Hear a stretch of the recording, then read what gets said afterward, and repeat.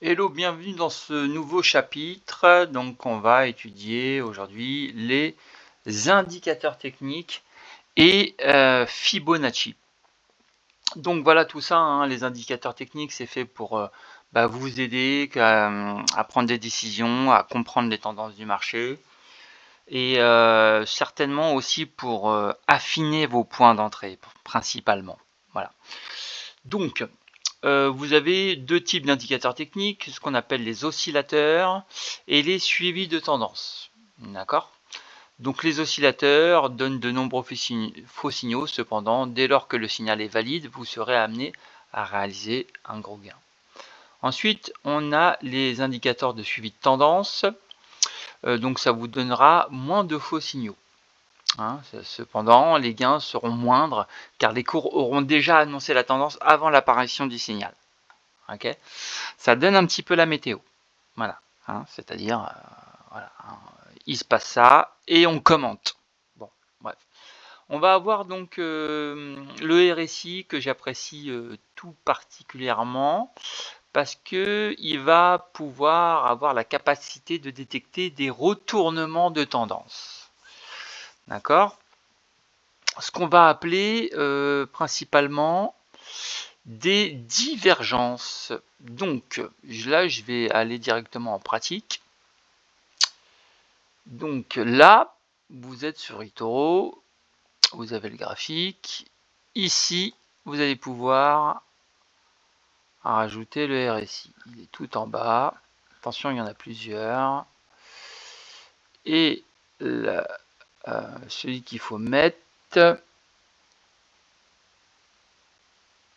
Alors, attendez que je m'indique. Non, c'est pas celui-là. C'est pas celui-là. C'est pas celui-là non plus. C'est celui-là. Voilà. Ok, RSI, c'est bien marqué là. Désolé. Hop. Hop.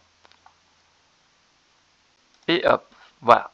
Donc ça, c'est très intéressant parce que ça va nous donner vraiment un indicateur sur une divergence. Qu'est-ce que c'est qu'une divergence ?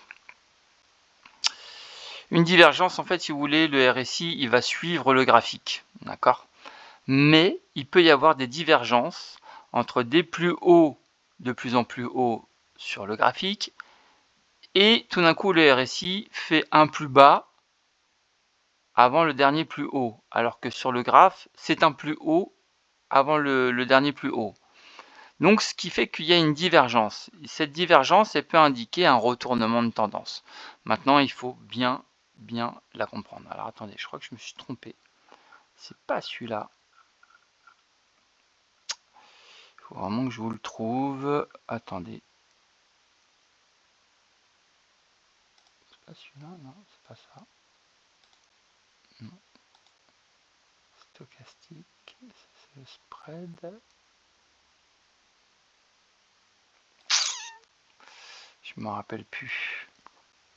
Ah là là là là là là. Attendez, parce que là...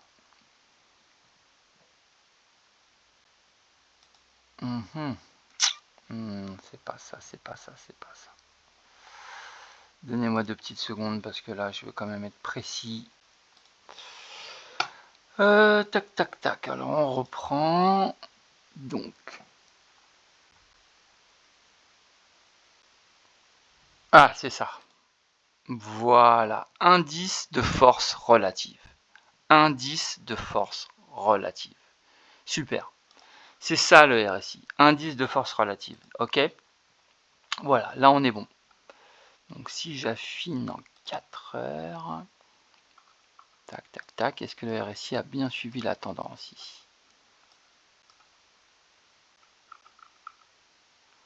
Ouais, là il a bien suivi la tendance. Donc là pour l'instant il n'y a pas vraiment de divergence. J'ai pas d'exemple à vous montrer, mais bon, regardez. Oui, parce qu'en fait, si vous voulez, je voulais vous montrer sur la nouvelle version d'eToro, parce que sur mon PDF, évidemment, c'était les anciennes versions. C'était un petit peu plus facile. Ils ont mis plus d'options hein, sur la mise à jour. Bon, après, c'est mieux, hein, ça apporte un peu plus de précision aussi, hein, parce que c'est vrai qu'eToro était considéré un petit peu, comment dire, comme un petit jouet. Aujourd'hui, c'est un petit peu plus professionnel. Voilà. Donc le RSI, c'est intéressant pour étudier des divergences. Voilà. Ok. Donc je vous invite toujours à le mettre. Ok. Qu'est-ce que vous avez d'autre? Alors, donc étudier le RSI, c'est un indicateur de vitesse, il vous permet de trouver des points d'entrée sur le marché, cependant il doit être associé à l'analyse technique et à une stratégie de trading complète. Voilà, le retournement de tendance, si le RSI est au-dessus de la zone de 70%, on est en surachat, et en dessous des 30%, on est en survente. La stratégie de base consiste à trader les retours vers les zones de neutralité. Le but est donc d'ouvrir une position à la vente lorsque le RSI repasse en dessous de la zone des 70. Voilà, c'est ça. Bah oui, ça nous donne une bonne indication. Là, on est en surachat, donc forcément, à un moment donné, ça va retomber. Hein. Le trading, c'est ça. Et pareil à l'inverse. Ok. Vous avez les moyennes mobiles. Donc évidemment, c'est un indicateur technique à connaître, hein, que vous pouvez maîtriser facilement. Ce sont les moyennes mobiles, ce qu'on appelle, hein, elles sont simples à analyser techniquement. Grâce à celles-ci, on peut voir de manière plus claire la tendance en cours, tout simplement. Vous avez la moyenne mobile 20 pour un horizon un court terme, la moyenne mobile 50 qui est vraiment la star, hein, vraiment à toujours mettre en place, et la moyenne mobile 200, vraiment c'est très long terme. Ok. Donc là, je vous ai fait des petits schémas à vous d'analyser. Moi, personnellement, bon, je les mets, mais je ne traite pas avec parce que bon, bah, ça me perturbe. Alors souvent, ça rebondit, hein, sur les moyennes mobiles, il n'y a pas de souci. Mais parfois, ça les dépasse aussi. Donc, c'est pas toujours très fiable. Et c'est important de la mettre, c'est un indicateur en plus. Moi, personnellement, je ne traite pas avec. Voilà. Chacun voit midi à sa porte, je vous dirais. Les autres indicateurs, bah, c'est les volumes. Donc s'ils sont ici, hein, les volumes, ça vous permet de voir les volumes d'achat, les volumes de vente. Donc ça peut être intéressant aussi. Les bandes de Bollinger, ça c'est plutôt cool. Donc les bandes de Bollinger, je préfère mettre sur les indices pour vous montrer ça. On va mettre ça sur le DAX. Bandes de Bollinger. Donc elles sont là, bandes de Bollinger. Boum. Donc ça vous donne, bon, là, les bandes de Bollinger, hein, donc elles sont utilisées en finance voilà, ça permet d'évaluer la volatilité et l'évolution probable du prix, idéal pour déterminer son stop loss. Voilà, ça peut être pas mal. Et c'est vrai que quand ça déborde sur la bande de Bollinger, ça indique souvent que c'est la fin du mouvement et que ça va partir dans l'autre sens. D'accord? Donc ça peut être sympa à étudier. Vous voyez? Donc là, voilà, donc là, elle l'avait complètement débordé ici, vous voyez, ici, là, par exemple, ici, ça avait complètement débordé. Une fois, deux fois, trois fois. Le mouvement s'est un petit peu atténué avec ce petit doji, enfin, voilà. Donc là, on aurait pu réinvestir quand ça réintègre. C'était pas déconnant. Ok, donc ça peut servir. Et là, vous avez la moyenne mobile 50, hein, qui est mise en place. Donc ça peut être intéressant. Maintenant, on va passer à Fibonacci. Fibonacci, bon, là, par contre, c'est vraiment un indicateur qui va vraiment falloir mettre à chaque fois parce que vous allez voir, c'est assez impressionnant, Fibonacci. C'est vraiment un indicateur qui est absolument génial. Le Fibo, vous allez le trouver ici, là. Boum, retracement de Fibonacci. Vous appuyez une première fois là, tout en bas du mouvement, et vous allez tirer jusqu'ici. Ok. Qu'est-ce qu'il nous donne? On va zoomer. Vous. Donc, souvent, quand on a un mouvement, je vais le mettre en entier. Voilà. Donc le plus bas, hop, et je retrace là. Donc qu'est-ce qui se passe? Souvent, dans les graphiques, ça va venir retracer sur 3 phases. C'est-à-dire, ils font office de référence et fait de lui un outil incontournable.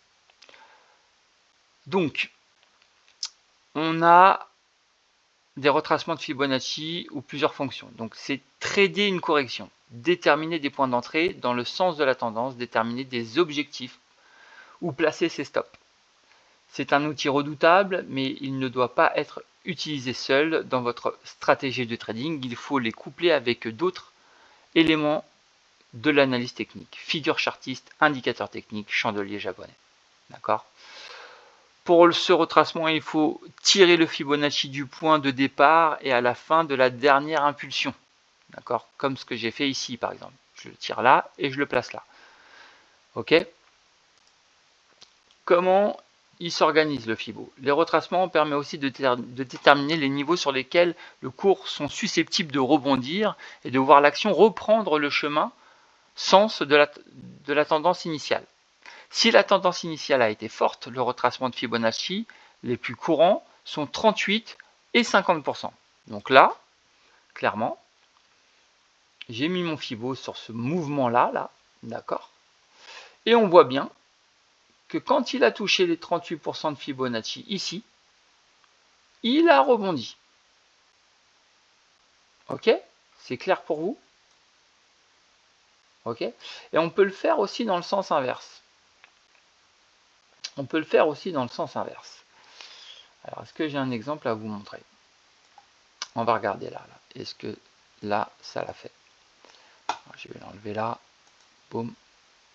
On va retirer. Je peux le faire dans le sens inverse. C'est-à-dire, j'ai une baisse du marché et j'ai mon point bas. Donc, le marché va rebondir sur... Alors, sur les 38, il n'a pas vraiment rebondi, mais il a rebondi sur 50. Ok? Et aussi sur les 76, pile poil sur le niveau 76. Donc, on a plusieurs niveaux. On a 23, 38, 50, 60 et 76. Et vous voyez que sur les 50, il a bien rebondi. Et sur les 76, pareil, il s'est arrêté au point près. Donc, vous voyez comment ça peut vous aider à trader? D'accord? C'est magique le Fibonacci. Il faut absolument que vous le mettiez. Voilà. Donc en conclusion, les retracements de Fibonacci sont indispensables. Il faut maîtriser cet outil. C'est simple, facile à tracer et à interpréter. L'idéal est de travailler avec des convergences, c'est-à-dire combiner des signaux, un niveau de Fibo, plus un avalement, plus une cassure de résistance. Et là, vous pouvez rentrer dans un bon timing. Donc, on est vraiment dans le pur chartisme, le pur analyse technique. D'accord ? Voilà, bon écoutez, j'espère que vous avez compris. Sinon, y a plein de vidéos qui sont sur YouTube où vous pourrez vous renseigner un petit peu plus précisément. Mais bon, c'est un incontournable et je vous invite vraiment à toujours le mettre en place avant de prendre une décision et d'analyser ce que fait le marché sur ces points clés. Ok ? Allez, bonne journée.